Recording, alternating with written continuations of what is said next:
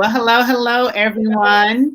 Welcome to Speaking Legally, the last episode of season 1. I can't believe it's the 30th of December, but The thank you last for episode. can you Wow. believe it? Last episode of season 1. Speaking Legally has been with you since this pandemic ensued, and we've gone through quite a bit. So we want to say thank you to everyone who's been tuning in, who's been supporting, who's been sharing the broadcast. We appreciate you as we're on different locations. Yeah, ain't Closing that out. something? Indeed, but we're here. So a lot of people, unfortunately, didn't make it to today, and we're sensitive to that. So just know that we're sending out love, light, and prayers that as we close 2020, 2021 has better things in store for all of us. So welcome to the show.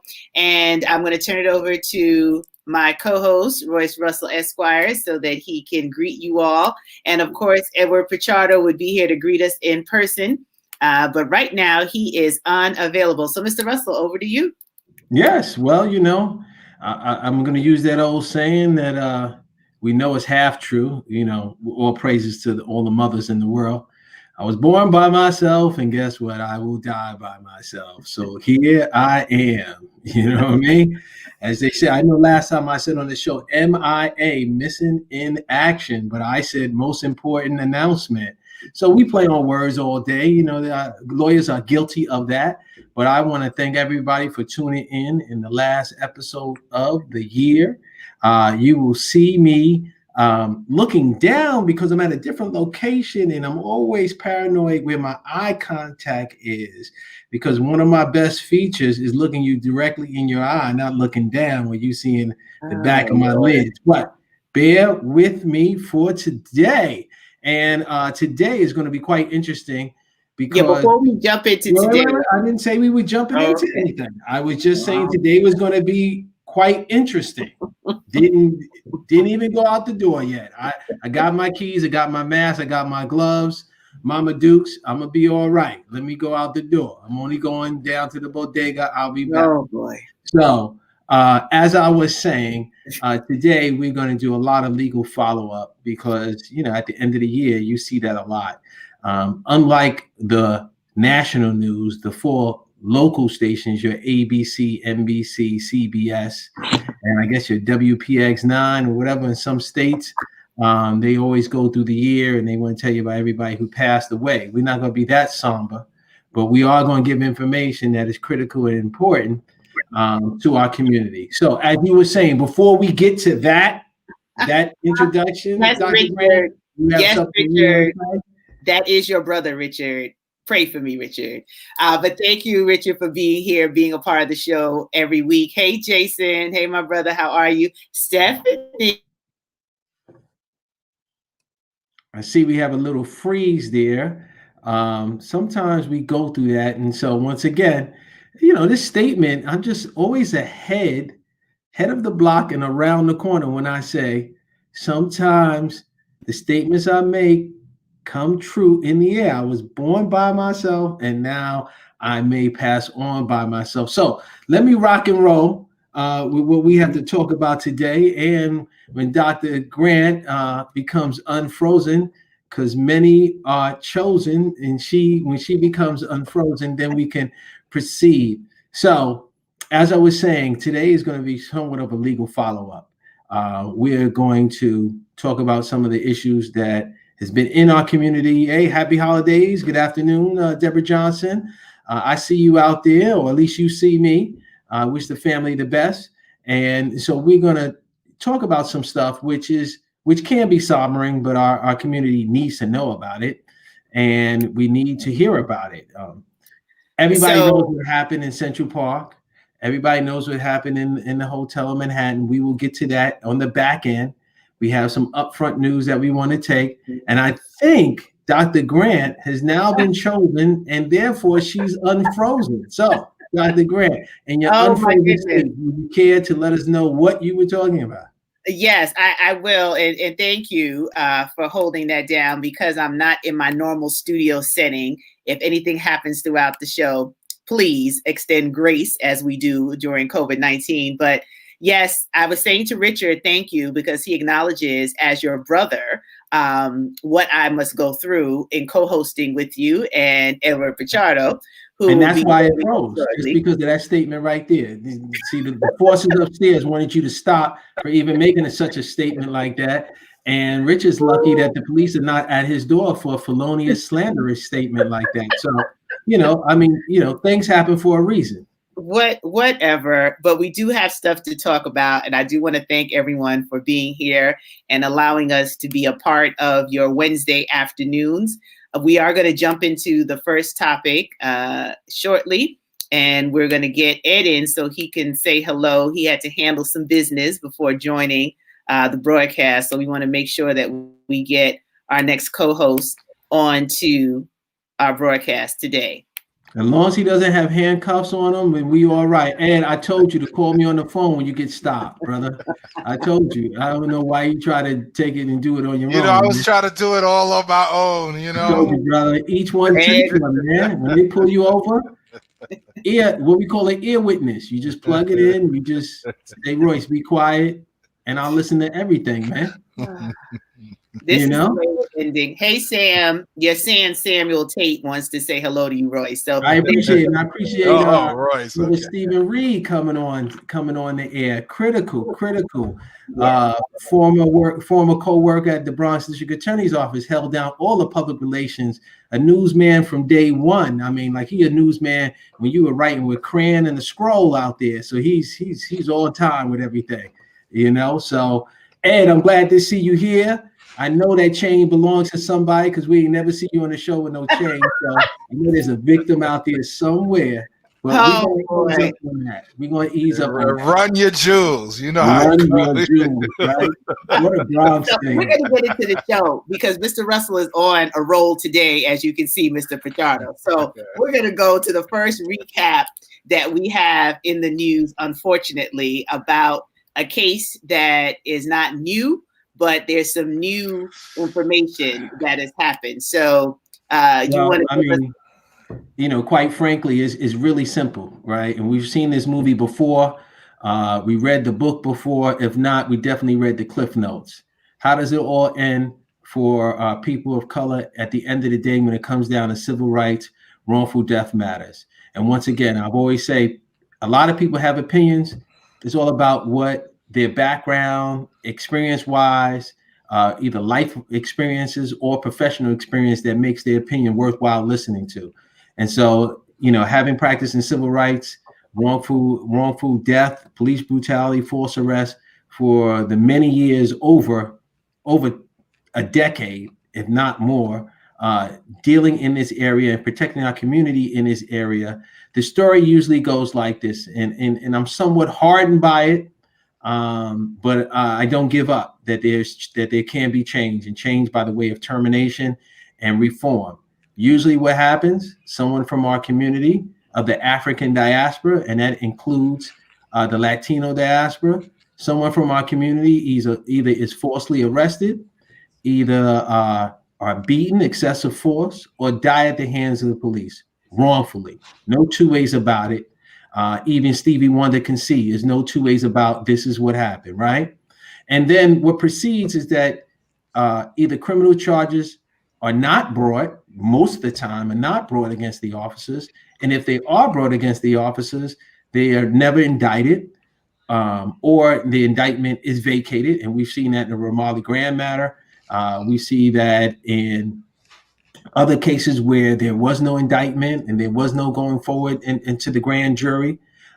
In the Tamir Rice case, the officers were found not liable in the grand jury. So the story goes, the death happens or the injury happens. There, 9 times out of 10 is not a prosecution of the police officers. A civil rights action is pursued. Myself, Ed Pichardo, many others out here in the community that do this type of work. Usually during the tenure or the years, as the years go by, the civil rights case is resolved for millions of dollars or something like that. So the family receives some type of economic compensation for the loss of their loved one. But what is often left on the table is no termination, and no criminal liability. And what is often left on the table is that no federal agency or government entity will get involved. Attorney General, Department of Justice, the U.S. Attorney's Office will not get involved. And so what do we see with the Rice case? We see after 5 years, the officers were not indicted in the grand jury. 5 years has gone by, no termination. And the Department of Justice says, we're done with our investigation. We're folding up the books, no criminal charges. And our community is often left with our hands up in the air and say, wait a minute. You got a call of someone, a man with a gun in the neighborhood scaring neighbors. You see a 12-year-old kid in the park. And yes, he has a toy gun, but a 12-year-old kid, there's a difference between man and kid. And seconds later, she's dead. So I don't think this is a story that we haven't seen before. I'm saddened by it. As I said, part of the show today will be a legal follow-up. And this is the legal follow-up. No harm, no foul. They go home to live another day. Well, it's amazing how, cultural perceptions affect the enforcement of the law here. As you stated, call comes in about a man. It's really a 12-year-old child. Unfortunately, many of the young men in our community are perceived as men before they even reach the age of manhood. Not afforded any of the rights, by the way, right? Of a man. Right. Treated less of a man even at the age of 40, 50, right? You want to treat me like a man for purposes of assaulting me and taking my life wrongfully. However, when it comes time for me to try to exercise my rights as a man and to walk down the avenue with a sign saying I am a man, you don't want to treat me like a man. You want to treat me like less of a man, like about maybe 3/5 of a man, right? For purposes of the electoral college vote and historically. And I'll add to that, all what they want to say is, and they being folks that are not of color, they want to have a general statement. We all are men. Oh, yeah. We're all men. Matter. They want to water it down. It's funny. Yeah. Every house on the block is important, but if a certain house is on fire, then you have to pay attention to that house. So, yeah, every life matters. But if Black lives are being taken, you need to pay attention to that factor. And I'm sorry, go ahead, Dr. Grant. I just want to ask both of you. I mean, what they said as I read the decision by the Department of Justice, that they didn't see that these officers did not act according to how they should have because they were in fear for their danger or their lives from a toy gun from a 12-year-old. Please explain how the Department of Justice gets away with making such a declaration. Look, I am not their spokesperson, so I'm not even going to try to explain their decision or rationalize it. I think Ed hit the nail on the head when he said, look, you want to treat us like adults when it's convenient. You want to treat women that are 12 and 13 and 14-year-old or young girls as if they're women in our community. And 14 and 15-year-olds, because they might be 6'2" or they might be big, or the prejudices that we always see and implicit biases that we always see, dark skin, wearing certain clothing. You want to treat that person as a man, but when you actually have a man who's trying to assert their rights, all of a sudden it becomes, can't we all get along? And it's easy for the Department of Justice to make declarations like this because, unfortunately, in my experience, and I'm not saying this goes for all victims, some of the pressure is evaporated when there is a settlement, an economic settlement. And the name of the game is that this is a marathon, not a sprint. So the longer this takes place, the longer the investigation, 5 years, Ramarley Graham, it took 5 years to have police officer Hayes terminated. The longer this takes place, the longer the investigation, the less the attention span. Ed, you always talk about consistency and doing it over, being out there every single day on every single issue. Consistency is what wins the race. Routine is what wins the race. And so when you don't have that routine and you don't have that energy to stand out there when it's 27 degrees or when it's raining or when it's 30 degrees or when it's 32 degrees or when it's 110 degrees, what will happen? As we know, America has a very, very, very, very short memory. That these things go away and they're no longer in the news. And it's not confined to any particular geographic region either.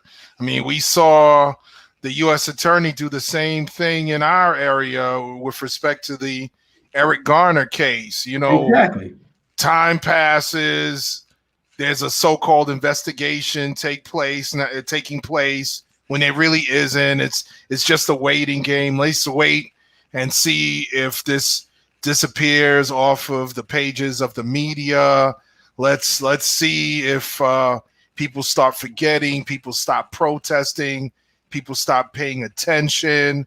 And then when the case is dropped, in the case of New York City, you got the pointing of fingers when it came time to make the decision as to whether to fire the officer or not. You know, meantime, this guy is getting paid. You know, and then people start putting pressure like, damn, no charges. Yeah, there was a settlement, but there's no charges. You know, you guys were supposed to be doing an investigation, because when the local prosecutor drops, you know, people look towards the federal government. You know, it's, you know, and it's a traditional thing. It's like, you know, post-Civil War Reconstruction, maybe the federal government will give us the relief and the justice that the local prosecutors have not, who are, you know, close to the local law enforcement. But, you know, we don't seem to get any justice from any one of these entities or quarters or as Royce mentioned, agency governmental entities. Nobody wants to do anything. Everybody's, you know, passing the buck. And we see this again with the Kowalski Trawick case, right? No indictment in the Bronx, not even presenting the case to the grand jury. Now you're looking for the government to take over, right? Because what we know, we expect prejudice and bias at the state level. It's like a given. And so we look to the federal government to take over to do something. And the likelihood is that that won't happen. The likelihood is that the civil case will be resolved. And hopefully in this case, someone else will be terminated. Because at the end of the day, if you're not going to reform, then you need to terminate.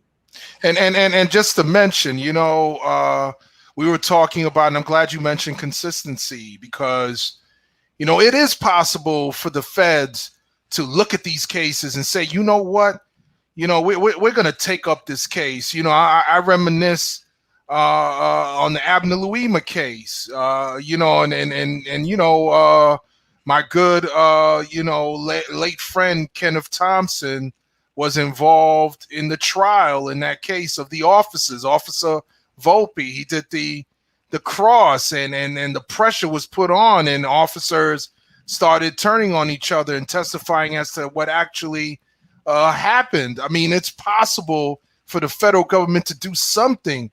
The problem is that in many cases they decide to do nothing, because, you know, it's convenient and it's important for those in the movement to keep the pressure on, because, you know, when you don't keep the pressure on, you know, that, you know, these things, you know, go away, nothing happens, and it's just another day in the life of America where you know, there was in this incident, for instance, there was a video showing this officer just quickly coming to the scene and committing murder. I mean, just getting out the car and blam, just shooting this boy. And then there was no one around. There was, for him to say, oh, I was afraid he was going to shoot another child on the playground, another person there, or, you know, he was, I mean, it's, you know, come on. And it's, you know, this what public enemy called fear of a black planet. This fear of black people and black males in particular, and this idea that, you know, we have to just get them before they get us. It's just amazing. It's tragic. It's sickening. It's absolutely sickening. Like, I just reading and looking at what came down, I'm like, are you kidding me? And this whole time, these officers have been getting paid, right? They have had no interruption to their normal financial situation, while this family is continuing to mourn and can't even get the resolve of these officers no longer being on the force. Like, good actors get rewarded, bad actors should get rewarded the same. And that's not what's happening. And that's why the outcry is what it is.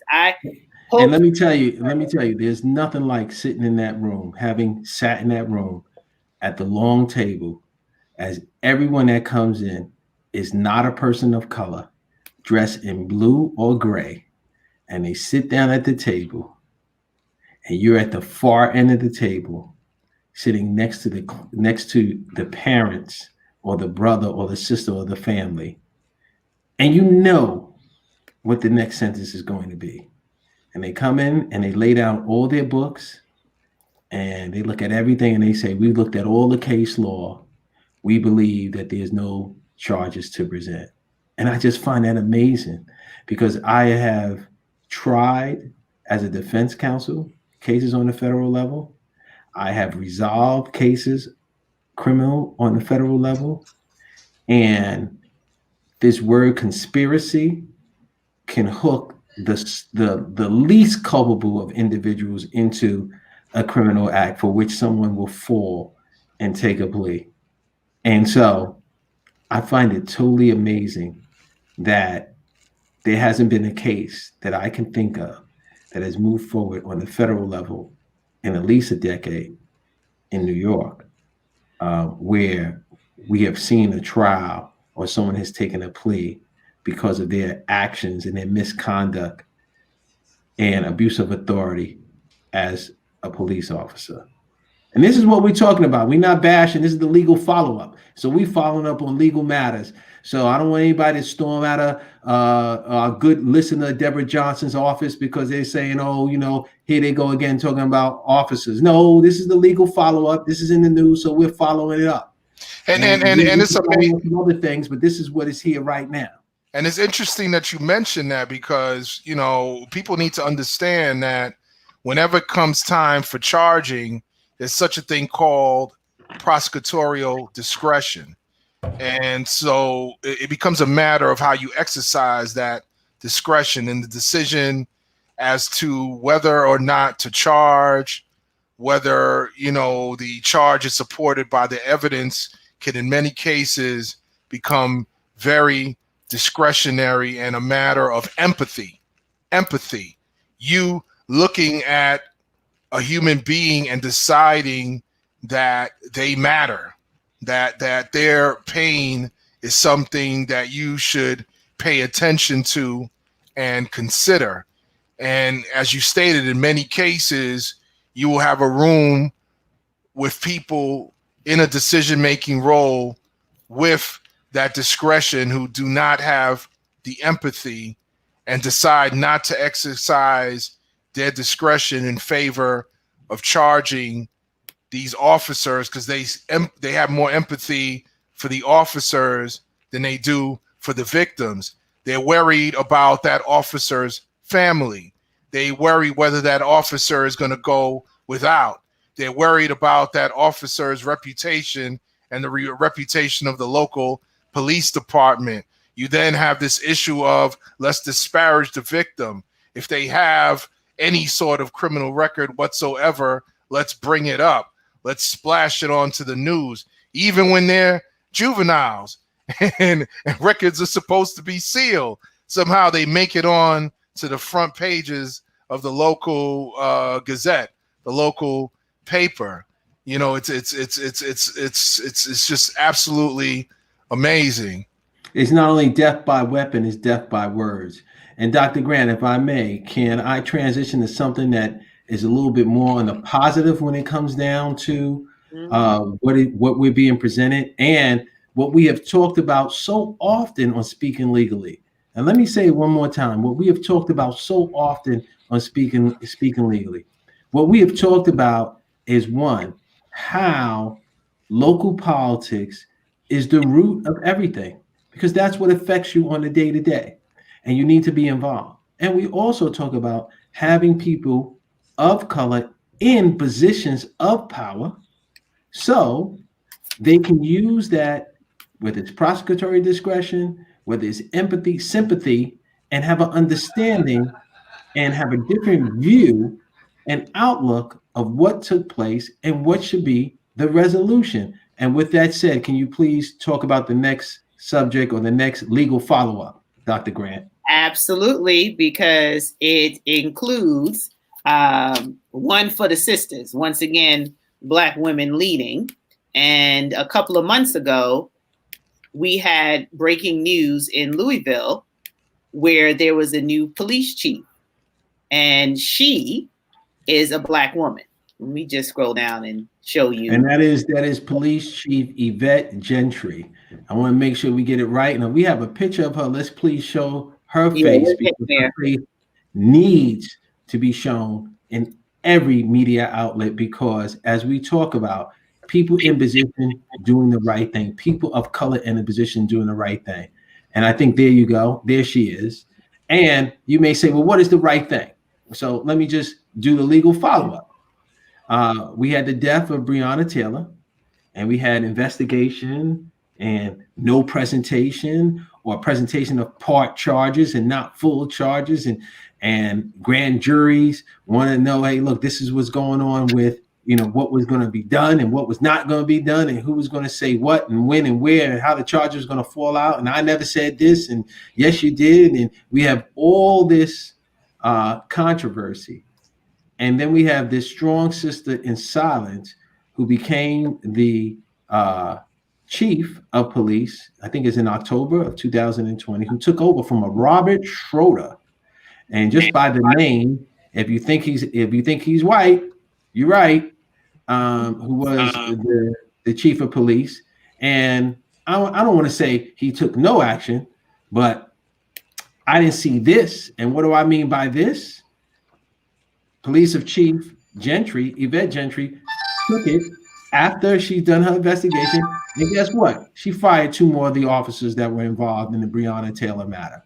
And that is Miles Cosgrove, who was one of the officers who shot, and also Joshua, I think James, Jaynes, who was an officer involved, and she terminated them. Now, it is a pre-termination. And if my reading is correct, tomorrow, December 31st, they'll have a pre-termination hearing in regards to whether or not it could be substantiated. But she took over in October, and here it is December, and she was able to come to the decision that these officers involved in this murder, this wrongful death, should be terminated. And let me just, for some of the viewers that maybe don't know about Breonna Taylor's case, this is the case where the police either had a no-knock warrant or had a warrant where they were supposed to announce themselves. It's up to debate depending upon who you listen to. And they burst into the apartment and they just started shooting.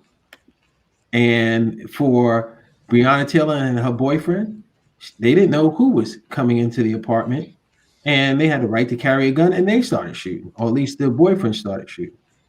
And that's a quick summary of what took place. It turns out that the information, that they had, and we talked about confidential informants before, Ed. Yes. Search warrants in the case in Chicago, where they came in and they kicked down the door for an arrest warrant and left that woman there standing nude for over 20 minutes. We talk about confidential informants and bad information. Well, they got information from alleged postal worker who did not verify the facts with the postal inspector that Breonna Taylor's ex-boyfriend was receiving drugs by way of the postal service. So we got bad information, which leads to a bad result. We have people that are not held criminally liable, and we have super sister of today, Police Chief Yvette Gentry, comes in and she does her investigation. all the facts are there, and she terminates them. Once again, it's a pre-termination. Hearings to be held December 31st. That may get adjourned, who knows? But she is taking a step forward, a person of color in a position of power who has shown empathy, sympathy, looked at the facts with different glassware, and come up with this decision. Absolutely. And, this is what we're talking about, that discretion. Now, in this case, not prosecutorial, but certainly, the police department is an employer doing an investigation and finding that one of their employees has broken the rules and enforcing those rules and seeking termination. I believe that the investigation revealed an allegation that one of these officers actually fabricated or gave false information with respect to the basis for obtaining this warrant. So these investigations. Listen, if you this idea that these investigations are supposed to take years is actually kind of ridiculous. You get your statements. You get whatever documentation is available, any audio, video recordings, you analyze it, and you come up with your findings and you act. You don't sit around and wait for years and point fingers and say we're waiting for this individual in this agency to do this or that, and then not holding these agencies and these governmental entities to account for their sloth and their slow movement when it comes to these matters. And in many cases, for years I did arbitration hearings, with respect to civil service employees, governmental employees, and I saw employers moving with such speed to terminate these workers for minor violations. So I know that the idea that it takes years to investigate some of these incidents is, absolutely ridiculous. You have, unfortunately, I'm a proponent of the labor movement and labor rights for all workers, but the Police Benevolent Association and many of the unions that represent these employees, some of their actions are simply reprehensible, and the employers allow them, to represent their employees in a way that allows them to get away with literally murder in many cases.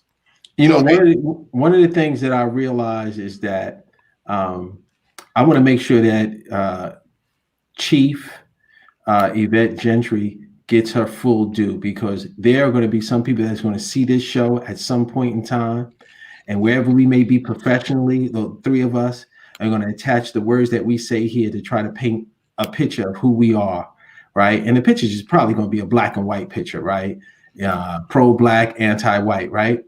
And not a picture of justice and wanting to see justice, and really given the facts the way they are and the way we see it, and they're written on paper. And so let me just lend a little justice to her CV, so people can understand this is just not a person with a black face who's African American, who came in and then all of a sudden decided to do certain things irrationally. One, she was a deputy chief for a period of time since like 2011 before she retired. One of her greatest skills was that she connected with the community. What community could you think that would be? What community would she have connected with, right? A community that's probably made up of black and brown folks for which that precinct or that sheriff department was involved in. And how did she connect with the community? No, not PAL. Everybody doesn't play basketball, right? Basically feeding the elderly and feeding those that could not feed themselves when it came down to Thanksgiving dinners, working with the missions and churches to be out in the community, to have a relationship with the community. And oh my God, this will blow your head when you find out what happened based upon that. Hold your seat right there. Don't let your glasses hit the floor. Don't let your cap fly off your head. Guess what? Because of her efforts, 3 years straight, crime went down in the areas. Holy smoly, right? You get involved, you talk to people, you have your hand on the pulse of the community, and crime goes down. Not 1 year, not 2 years, but 3 years. And then she retired, and then she came back to the force. So, this is not paste a black face. This is about having credentials, having human life experiences, being a woman. I don't know if she has a family, but understanding, understanding how the world may view her and how they may view other women of color, and saying, hey, look, I've done my investigation. It's all right here. It don't take, 18 years to do it. It's what we call stubborn evidence. It ain't going to change. It's never going to change. It is what it is. The video, the statements, the grand jury records speak for themselves. And as she did, off with their heads. And it's amazing that you mentioned crime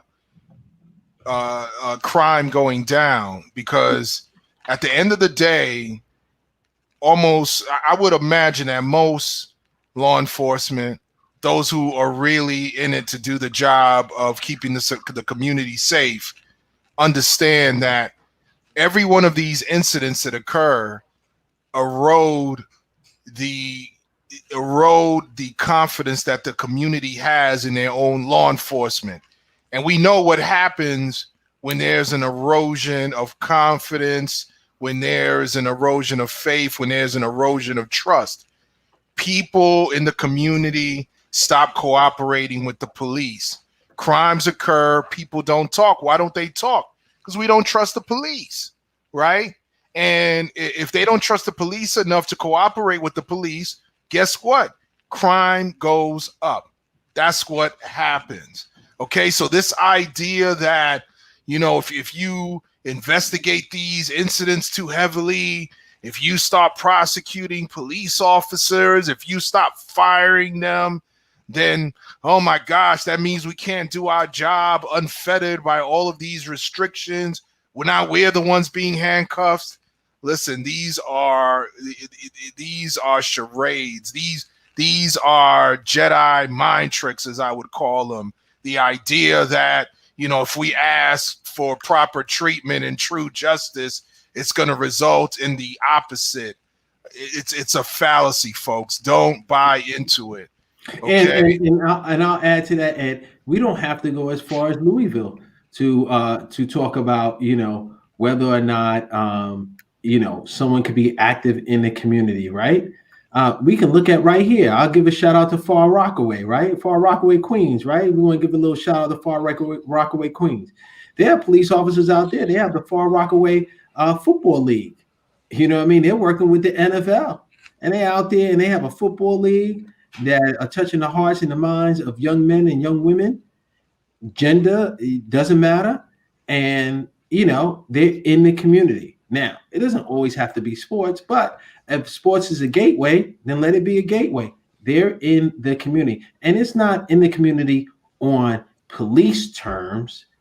You got to go to the precinct. It is a PAL. No, it is African-American brothers and sisters decide we're going to take our little overtime change and we're going to put it together, and we're going to buy some uniforms, and we're going to buy some flag football, and we're going to get some pads. And next thing you know, you have donations. And then here we are. We're in the community. And we have a lot of our audience chiming in as well. Jason, Richard, Deborah, we appreciate, your comments and what you're sharing. A lot of the truth, right? It's always a different story. This is where the legal meets the cultural. When it comes to culturally, how things are managed, how we're perceived, how we're treated. This is not new. It's highlighted in 2020, probably broader than we've ever seen. But these are the situations that, unfortunately, we have to continue to talk through. But we want to definitely highlight, as Mr. Russell said, that Police Chief Gentry, because she's in this position, she can talk from a space of doing the work. So crime went down, and being able to be fair and equitable, governing as a police chief and taking quick and swift action. this should be an example for across the country. But, unfortunately, not everyone is paying attention. And that's why there's still so much more for us to talk about on the show and to keep you informed as you're having your conversations. And as we continue to stress, if you get nothing else out of speaking legally, please pay attention to local politics. Pay attention to who is elected to these positions that directly affect our criminal justice system. Because until more of them look like the representation in the community, we'll continue to see the disparities grow wider. And then maybe we'll be in a space and a time where the commissioner of the New York City Police Department will not be an appointed position, but actually an elected position, because you have people in the past like Brother Phil Banks, who was supposed to be the next appointed commissioner, all of a sudden is off the slate and off the plate, right? So when we can get enough people and enough swelling and enough signatures, just like we did with 50A, right? Enough signatures, enough movement, enough push, where we can now reach a point where the disciplinary records of police officers are made public, and there's a database, and attorneys like myself and Mr. Pichardo and others can get to move along these civil rights cases. Maybe we could reach a point and a place where, just like the mayor, you are elected to this position. Just like judges, you are elected to this position. We want to know, what is your mental makeup? Is your mental makeup military and only military, give orders and take orders?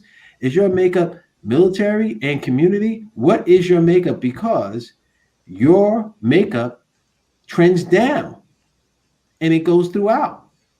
And I don't think that has a color on it. That just has a checks and balance on it. I have malpractice insurance. That's a checks and balance. Doctors have medical malpractice insurance. That's a checks and balance. Brokers have insurance. That's a checks and balance. Police have the city pay. That's no checks and balance. That's a check, but I don't see where the balance comes from. And it definitely is not balancing when the check is coming from me and you and Dr. Grant and attorney, Abogado Pichardo, who paying their taxes. It's like, come on, man, enough already. Yeah, make no mistake about it. When these incidents happen in New York, for instance, in New York City in particular, you have the New York City comptroller that writes that check.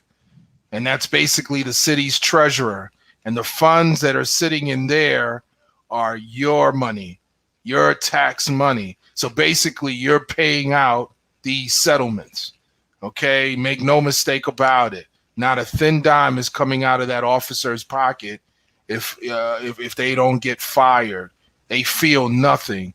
Maybe a demotion, maybe a loss of reputation. Okay, they got their face in the papers. For some of them, it's a small price to pay. Trust me. So it's something to pay attention to for sure. And we're not saying here that,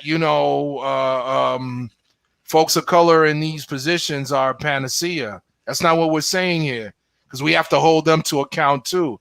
If you're a person of color, be you black, be you Latino, Asian, whatever it is, you occupy one of these positions now. It's your responsibility now to do the right thing. What we're hoping is that as a person of color, you have that empathy, that you're actually someone who is from the community and understands the goings on and will exercise some justice. But if you don't exercise justice, you are supposed to hear from us. We are supposed to call you into account. I've seen more than one person of color in a powerful position completely ignore their own community and continue to behave and then continue the same old protocols, the same old lack of justice, having the same concerns that their, white predecessor had with respect to, oh no, I don't want to get fired. I don't want to catch the heat from the PBA, or I don't want to get it from some conservative newspaper, and they're afraid. No, we expect you to move forward with courage. That's what we expect from you, and we will call you to account for that. And we will support you. We will support you. And we will support you on the other hand if you're doing the right thing. Sometimes people are looking for support and looking for, I applaud the NYPD 12 who said, you know what, I'm not dealing with the quota system. Transfer me. Do what you got to do. I need the support. And so, as we sit around lawyers in a room, one time I heard, hey, maybe there should be legislation. I heard that maybe there should be legislation that says, a police officer, if there's a settlement, you have to give a portion of that, 1%, 2%. That may cause you to hesitate. It may not have a chilling effect on policing. That's what we often hear, but it should have an effect as to whether or not you want to intervene or not intervene, or whether or not you should comport yourself in a certain place, in a certain manner, right? Professionalism, courtesy, those things that are written on the side of, at least in New York, police vehicles. And I'm sure there's other words of encouragement on other vehicles in other places in other states and things of that nature. But, I don't want to keep on beating this case because what we think about this. We can talk about something else that's in the news that got a little flair and a little flavor. Go ahead, Dr. Grant. And before we get into that, we really want everyone to be keenly aware, especially in New York. There are elections that are taking place in this next cycle that are not, the national attention of the president, vice president. There are city council seats that are up. When we're talking about who's representing, who's supporting the issues that you care about, it's important to know these people, know what they're talking about, know what they're representing, and make sure you do your due diligence. So before you go cast your vote, you understand who you're casting your vote for. That's where the legal and the cultural meet, is that you also understand who's going to advocate for your rights. So when you have to deal with attorneys Russell and Pichardo, you know that there's at least somebody on the other side who's also in favor of the right thing, right? And, air quotes on that. But yes, we have more in the news, unfortunately. This speaks to why we get so frustrated when we talk about these particular situations, because we see how we're perceived. And when this hit the airwaves, people were up in arms again, like a 14-year-old gets falsely accused. And I'll play the video. Let's pray, because I'm on location, that this will play for you. The Manhattan District Attorney's Office says it's investigating a physical confrontation between a white woman and a black teenager caught on camera. Jazz musician Keyon Harrold took this video in the lobby of a New York City hotel where he and his 14-year-old son were staying. It shows the woman tackling the teenager after accusing him of taking her cell phone, which he did not do. The confrontation is drawing comparisons to other recent false accusations against black people. Nikki Batiste is at the Arlo Hotel. Nikki, good morning. Adriana, good morning. The hotel says it did call the police after the incident about the woman's conduct, and the NYPD confirms Harrold has filed a harassment complaint. The hotel also admits more could have been done to de-escalate the dispute. Take the case off, that's mine. Literally, get it back. Are you kidding me? Musician Keyon Harrold says he and his son, Keyon Jr., had just exited the elevator when they were confronted by this unidentified woman in the hotel lobby. This lady was, irate and, literally just suggested that my son had somehow acquired her cell phone, which is, ridiculous. We've literally never seen this lady. In the video, the woman continues to accuse the teen of having her iPhone, and a person who identifies themselves as the manager appears to approach the teen.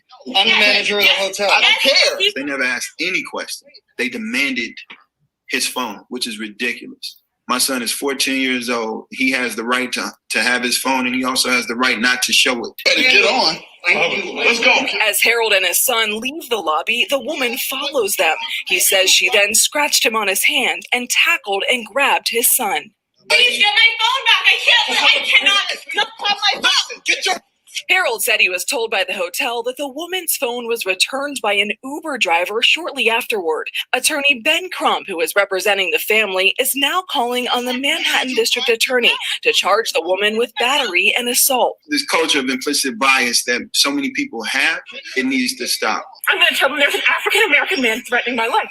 Just 7 months ago, this video of Amy Cooper calling 911 on birdwatcher Christian Cooper went viral, highlighting the issue of false accusations made against Black people. Please send the cops immediately. Harold said his son is traumatized, but he shared the video to shed light on these incidents. We know the stories of so many other people wrongly accused so well.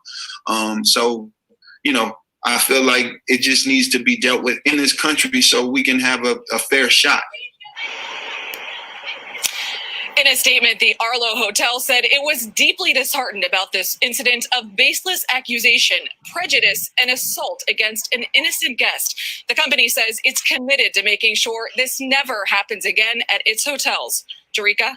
Nikki, thank you. So let me just say one thing as to the end of it, right? The end said that the hotel is committed to make sure these things don't happen again. Now, what are you going to do, hotel? Like really, this is where the culture and the legal meet, right? So the culture is coming out right now. What the hell are you going to do? Like how are you getting into the mindset of people that walk in with certain prejudice? And this is what I mean by critical thinking, critical reading, critical listening. Like, don't tell me something like that just to end the storyline. Shame on that journalist. Shame on the hotel that wrote that piece to say, what are you going to, you're not doing anything. You're not going to do anything. You're not going to hold sensitivity training courses in your hotel for potential guests that come in. It wasn't an employee of yours. All right, it's a nice sound bite. It's a stupid sound bite. May sound nice in a vacuum. Let's hurry up and get something out there in CBS so we can look like we're the good guys. But in reality, what about your manager that came downstairs? I didn't hear anything that says, you know what, we'll bring that manager in and we're going to talk to that manager, or the manager is fully cooperating with the DA's office. We don't hear any of that. You know, attaching Ben Crump's name to it doesn't make it any more explosive than it already is. It doesn't need any more push up the hill than it already has. And, you know, Manhattan DA's office with Vance, he will have to, Cyrus Vance, he will have to make up his mind as he leaves office, getting back to what you were saying, one of the elections. That is one of the elections, elections for next year. Who's going to be the next DA, right? So now you're going to see all these DAs to start, potential candidates start positioning and campaigning around this incident. How they going to stop this and how they going to stop what? You're not going to stop anything. You can't stop it. What you can do is evaluate it swiftly and look at it. And then let's start to have cases that resemble making false accusations so somebody can look at it, a person who is not of color, and say, you know what, before I throw my ring or my hat into this ring, I might want to evaluate or go about it differently. You know, it's not only what you did, it's how you did it. And people say white privilege. I strike that. I don't even talk about white privilege. That's too nice of a word. It's white power. That's what it really is. That's what she asserted. She asserted her power to make sure that this man, this father and his son go nowhere. You stay right here. You're not going. Yeah, really? Come with me. Come with me. I'll show you where I'm going. And what the video didn't show is how she got pushed down by the father when she tried to stop. When she tried to jump on his son. Like, this is insane to me. And the manager, you know, is trying to open up the computer to see and to do.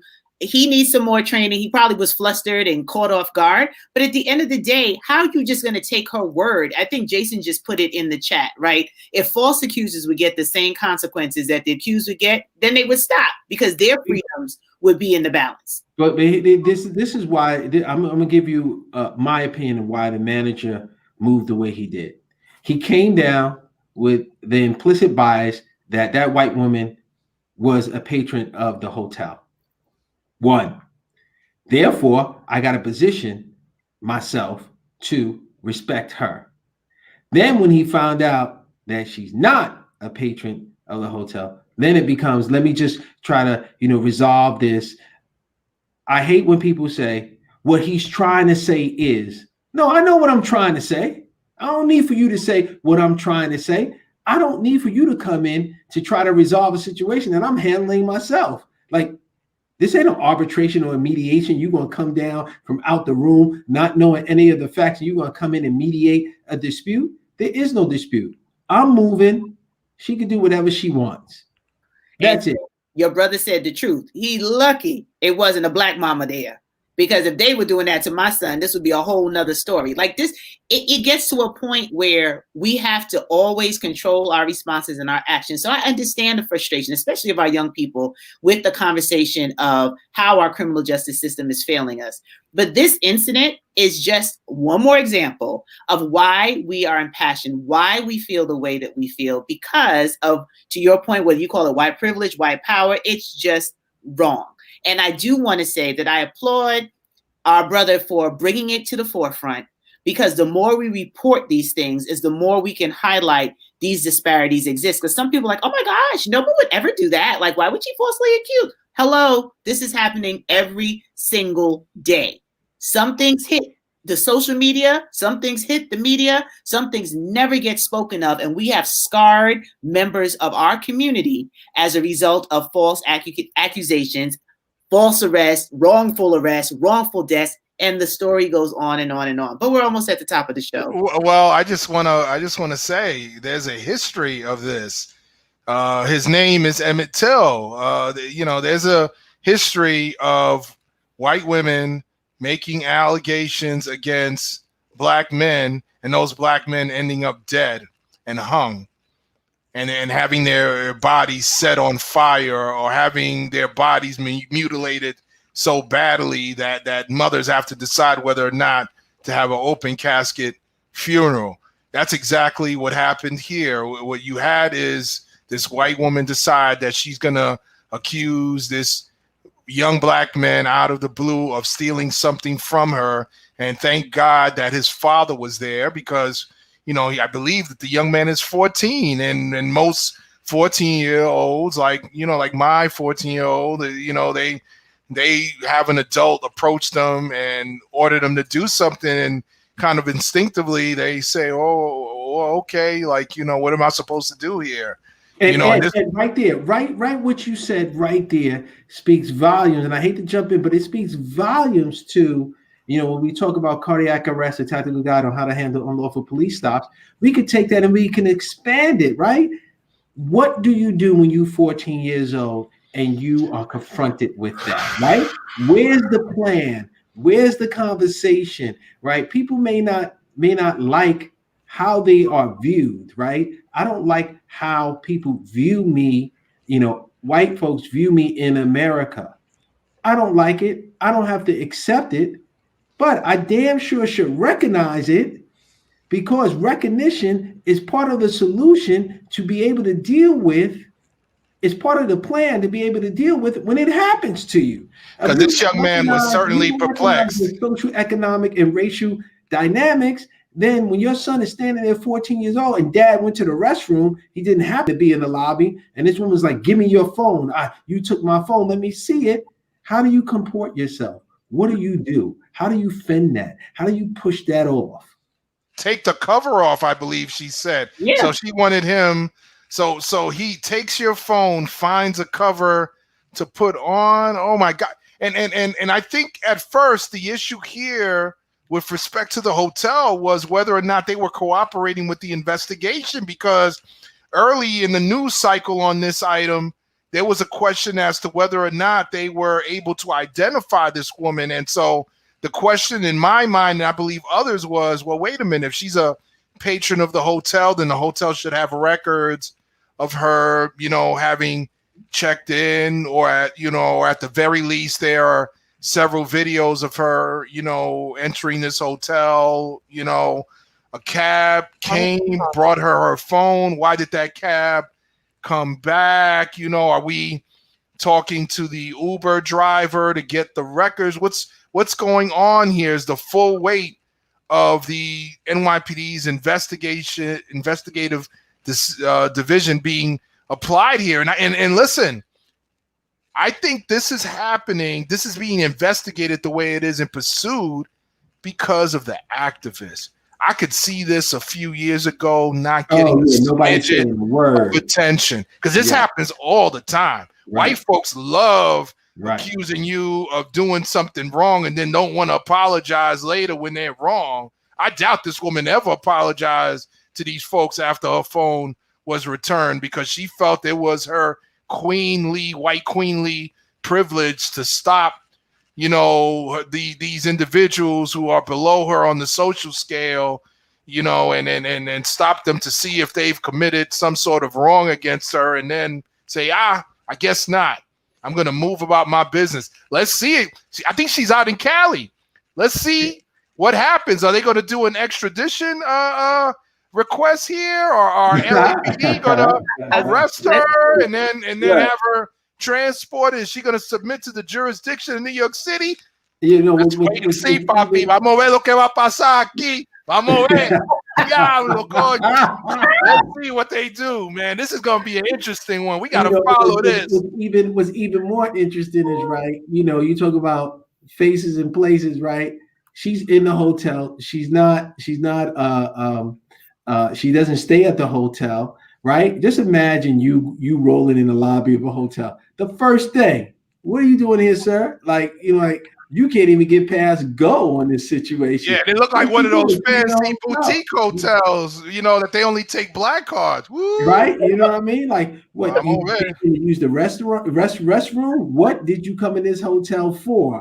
And boy, well, you didn't leave your phone there. I'm like, you wasn't a patron there. Like, hey, man. We already know. In 2020, we need to close this up here. Let's get to 21, son. Let's get to 21, son. I'm going to need pressure pills in order to continue 2021's episodes, because it's just, whoa, it's a lot. And we really do thank everyone for showing up.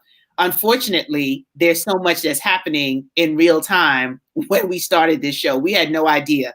And we've heard both of our expert attorneys on this show share things even before they happen, just kind of giving us background culturally, understanding how the law works, understanding the different parts of government and how it intersects. And then it shows up in the news. So clearly there's a space and there's a reason for Speaking Legally to exist, where the legal meets the cultural. We thank you for believing in this show, for being a part of season 1. We're looking forward to the ways in which we're going to enhance the experience for 2021. God spare our lives, that we close out 2020 and that new and better is ahead in 2021. So our prayers go out to all of you for a safe holiday season ending, because COVID-19 is still real. It's still happening. And all of us have been affected by it, by losing loved ones, friends, family, associates. No one is getting out of 2020 without being touched in some way. So just know that our hearts and prayers go out to you. And we thank you for being a part of our community. And we look forward to sharing the next season in 2021. So I'm going to kick it over to Señor Pichardo. You want to give your adios for today? Feliz Año Nuevo, folks. I wish you a very good and prosperous year. I'm ready to say goodbye to this 2020 tough year, but with respect to the show, a good year. And I'm glad you took the time to watch our show and watch us and collaborate with us. And so, I thank you so much. Peace. It's always a pleasure to thank our audience for being here. We try to speak truth in the world, and using our culture and human life experience with our legal experience to highlight some of the things that we need to do as people of color, and once again of the African diaspora, and male, female, you name it, we are here for you. One of the things I do want to say is that 2020, there's lessons to be learned. There's lifestyles to be changed. No longer do we have to be hostage to national media. We can listen to a Speaking Legally and take some of that information and use that in a broader scheme, in a broader sense. We can use the critical thinking, reading, understanding, and listening. Hopefully, when you see certain stories in the news, you hear Dr. Grant's voice, you hear Abogado Pichardo's voice, you hear our voice and say, that don't smell right, or what would they say? And now what would I say? And how would I look at this? Because we talked about this issue. We're a show that deal with things in real time. And for the real time, for a real time show, we've had on the schedule to discuss consumer rights. We know it's Christmas time. We know it's Kwanzaa times. We know you bought gifts and you may have to return them. And what are your rights and what can you do and what you can't do? We promise you, we'll get to that first show of the new year if or unless something else comes up that is timely that we think you need to know about. I don't like when the media swings something real swiftly and underneath the rug and, it's just a passing soundbite. Oh, I want to stop that soundbite. Write that soundbite a ticket. Look at the soundbite's identification. I want to detain it. I want to frisk it. And that's what we do on Speaking Legally. We frisk, we detain, we write tickets, we go into your pockets, we put your hands on the wall. We spread your legs, we go in your back pocket. That's what we do on all the issues. Now, you can take the analogies where you want and how you want. That's what we do. That's what we do, Dr. Grant. It's time to end the show. Yes, thank you. Right? That's what we do. Oh, my goodness. Richard, come get your brother. All right, everyone. Happy New Year. We'll see you by the grace of God on the other side.